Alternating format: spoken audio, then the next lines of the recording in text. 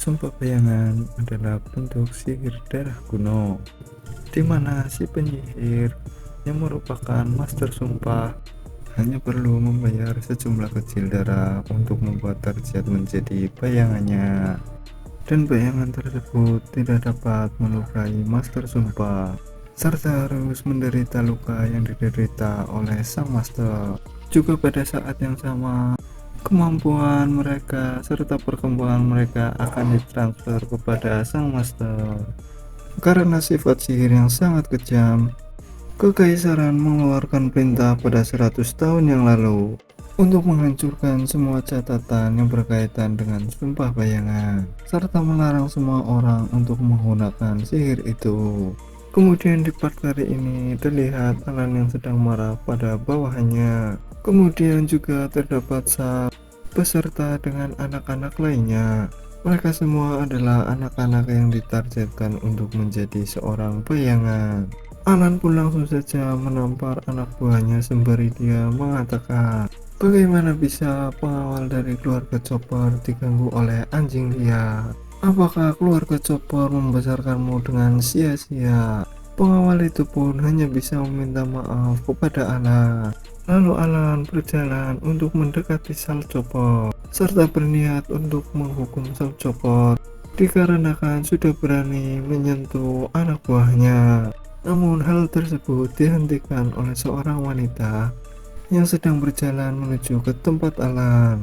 Dia adalah Hera Chopper yang merupakan kepala keluarga Chopper serta merupakan ibu dari Alan. Ibu Alan pun kemudian mengatakan kepada anaknya, anak itu tidak memiliki siapapun sejak kecil, maka wajar saja jika dia menjadi sedikit gila, serta ini juga bukan waktu yang tepat untuk menghukumnya. Yang paling penting sekarang adalah pengambilan sumpah. Sembari dia membisikkan sebuah rencana busuk kepada Alan. Ternyata rencana busuk itu adalah untuk menjadikan Sal Chopper menjadi bayangan milik Alan. Tentu saja hal itu membuat Alan berpikir, bagaimana bisa ibuku memilih dia untuk menjadi bayanganku? Namun hal itu tidak bisa dibantah oleh Alan dan hanya bisa mengiyakan dengan senyuman.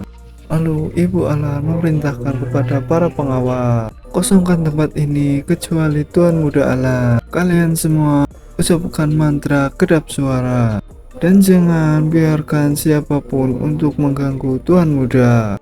Lalu para anak-anak pun diberikan perintah untuk mengucap sumpah. Para anak-anak pun serentak mengatakan, untuk nama bayangan, aku bersumpah untuk mendedikasikan seluruh hidupku untuk keluarga.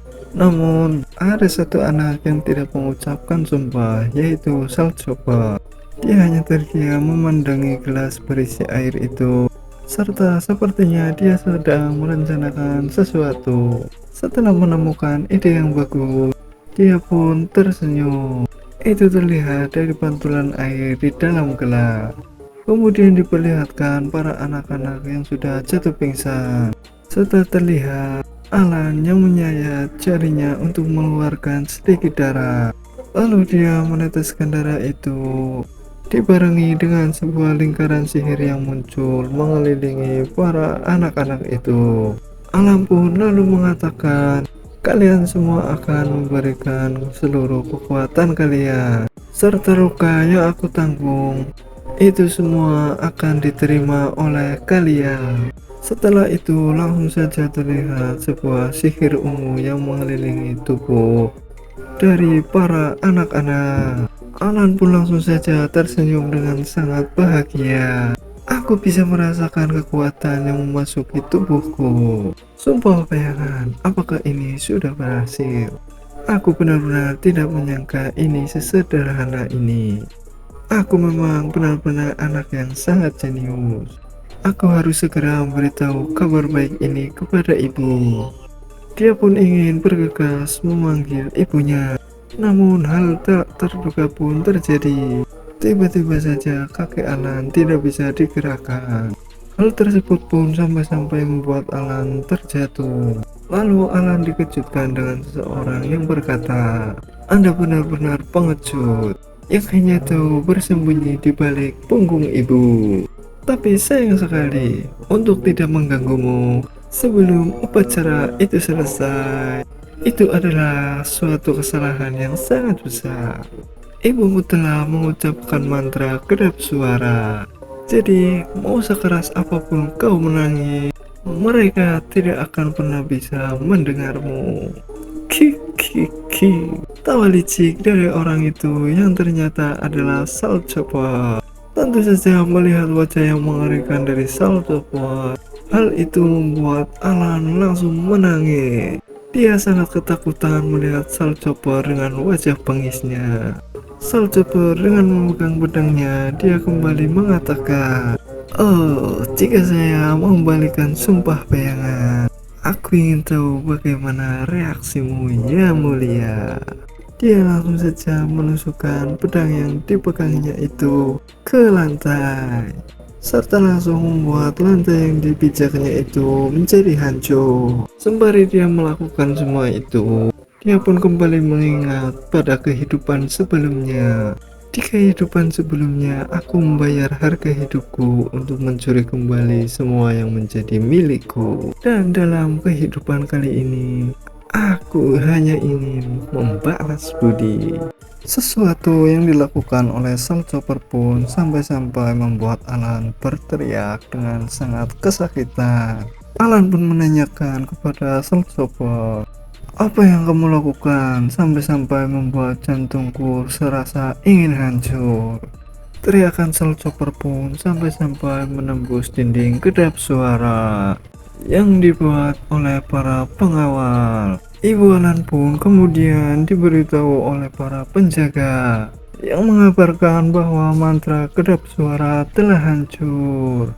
Tentu saja hal itu membuat Ibu Alan sangat panik serta mengkhawatirkan anak kesayangannya. Serta terlebih lagi Alan dikabarkan telah pingsan. Kemudian pada malam harinya, terlihat di sebuah kamar Alan yang sedang berbaring dan sudah sadarkan diri, serta ditemani oleh ibunya beserta pengawalnya. Pengawalnya pun mengabarkan kepada Ibu Alan, adapun mengapa mantra kedap suara itu rusak adalah ada salah satu pelayan yang mengganggu di saat upacara itu berlangsung, serta saya sudah memerintahkan untuk dieksekusi.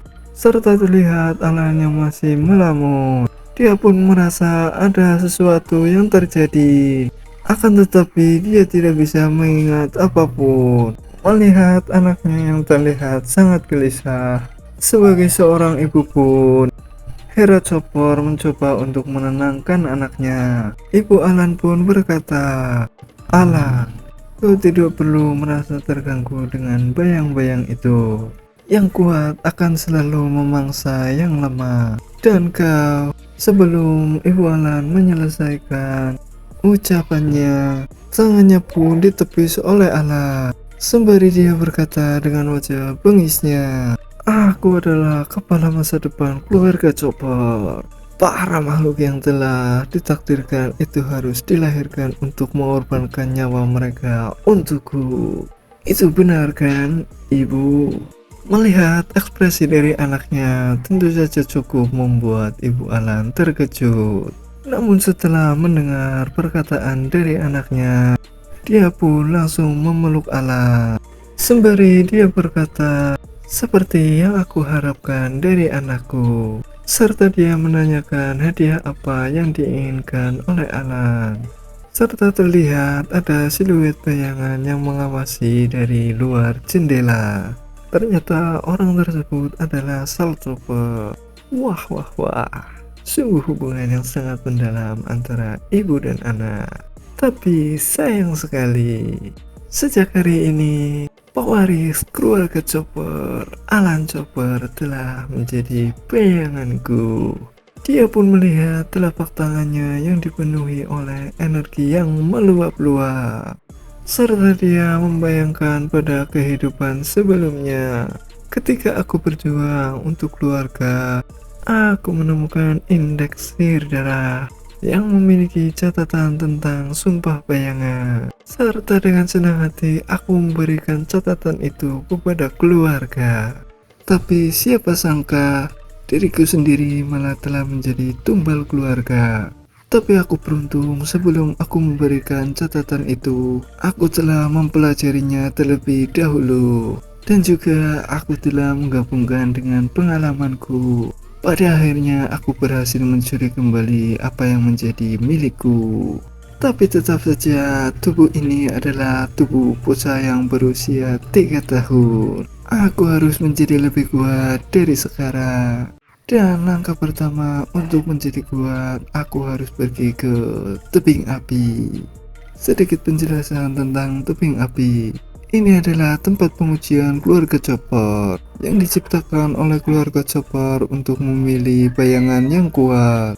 Mirip dengan bagaimana Prometheus mencuri api untuk umat manusia dan dengan rela mengorbankan dirinya sendiri untuk menanggung pasukan elang siang dan malam. Kekejaman keluarga Chopper bertambah ketika mereka melemparkan anak berusia 10 tahun ke bawah.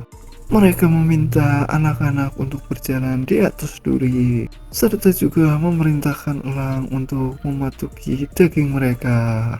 Bahkan sampai nafas terakhir mereka dilarang untuk menyerah. Dan anak pertama yang telah mencapai puncak akan memperoleh berkah dari Griffin. Berkah dari Griffin itu akan membuat tubuh tidak akan pernah terluka. Tidak peduli seberapa banyak diserang atau dipatuk. Lalu kita diperkenalkan dengan statistik monster Griffin, yang mana monster Griffin itu memiliki tingkat bahaya bintang 4, serta monster itu berperingkat E. Menurut legenda, dia mengembangkan kecerdasan setelah mengonsumsi sejumlah besar otak manusia, serta mampu berkomunikasi dengan manusia. Dia mencapai kesepakatan dengan keluarga Chopper untuk membantu mereka dalam memilih bayangan, tapi dengan imbalan sebuah umpan, serta mereka yang sudah terpilih akan menerima berkah dari Griffin, berupa tubuh yang tak bisa dihancurkan. Seekor Griffin juga menyukai emas dan permata, dan Griffin ini memiliki satu keturunan. Lalu scene pun berlanjut ketika para anak-anak sudah berkumpul di pinggir tebing api, serta ada sebuah instruktur yang memberikan sebuah pengarahan. Instruktur itu pun berkata kepada para anak-anak, kalian hanya punya waktu 3 hari. Terlepas dari metode apapun yang kalian gunakan, hanya ada satu tujuan di dalam tes ini, yaitu hanyalah untuk mencapai puncak, serta untuk bertahan hidup. Nama orang itu adalah Enos Walker. Dia pun sedikit menambahkan, tentu saja jangan lupa, bagi siapapun yang membelot akan segera dihukum mati. Sal Chopper pun yang berada di barisan para anak-anak terlihat sangat tenang dan hanya berdiam diri mendengar kata-kata dari instruktur itu. Lalu Enos pun meniupkan sebuah fluid sebagai tanda dimulainya pelatihan yang sangat mengerikan.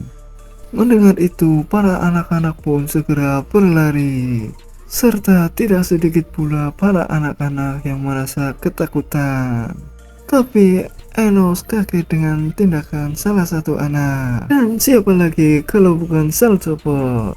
Bagaimana bisa anak itu bertindak sangat tenang, ucap dari Enos. Yang terlihat dengan santainya Sal Chopper melangkahkan kakinya sembari dia bersiul-siul. Penjaga yang bersama Enos pun memberitahukan kepada Enos bahwa anak itu adalah Sal Chopper, anak haram yang membuat tuan muda marah besar. Serta terlihat Sal Chopper yang memilih jalan yang berbeda dibandingkan dengan anak-anak lainnya. Dia pun sedikit demi sedikit mulai mendaki sebuah tebing. Enos berserta bawahannya pun menertawakan apa yang dilakukan oleh Sal Chopper. Serta dengan terbahak-bahak mereka pun memaki Sal Chopper. Dasar bodoh sekali. Apakah dia berpikir bisa memanjat tebing dengan tangan kosong? Bahkan dia akan terjatuh sebelum mencapai tengah tebing. Mereka pun berinisiatif untuk segera mengambil mayat Salchopper. Tapi hal tersebut ditolak oleh Enos. Bersamaan dengan itu, Enos mengambil alrojinya, serta dengan senyum yang sangat mengerikan, dia pun berkata, "Tidak perlu." Tiba-tiba saja aku teringat akan ide yang sangat menarik. Sekarang adalah waktu yang tepat bagi itu untuk muncul. Lalu tak berselang lama muncullah seekor elang yang terbang menghampiri para anak-anak. Melihat monster yang sangat besar itu tentu saja membuat para anak-anak lainnya merasa sangat panik. Mereka pun menatap monster itu hanya dengan tatapan mata yang pasrah, seakan mereka sudah tahu kalau yang ditemuinya hanyalah sebuah kematian. Lalu tak berselang lama, Salchopper pun telah mencapai tempat para anak-anak itu. Dan Salchopper pun melihat para anak-anak yang sudah terbantai habis. Mereka menjadi santapan lezat untuk Griffin itu. Salchopper pun hanya mengintip Griffin dari pinggiran tebing. Akan tetapi, monster Griffin itu seperti menyadari kehadiran seseorang. Dia pun langsung saja memancarkan tatapan yang sangat tajam. Kemudian Shin beralih ke sisi Enos, serta terlihat Enos yang menyiapkan busur panahnya. Enos pun segera menarik busurnya yang sudah dilapisi dengan kekuatan sihir. Seraya dia berkata, "Dia sudah membuat Tuan Muda marah kemarin. Lalu kenapa kita tidak menyingkirkannya saja dan membuat Tuan Muda bahagia?" Ucap Enos dengan senyuman yang sangat mengerikan. Dia pun langsung saja melepaskan anak panahnya. Ternyata anak panah itu ditujukan ke arah monster Griffin. Namun tentu saja dengan mudahnya anak panah itu berhasil dihindari oleh monster Griffin. Monster itu pun lalu menoleh ke arah serangan yang menyerangnya.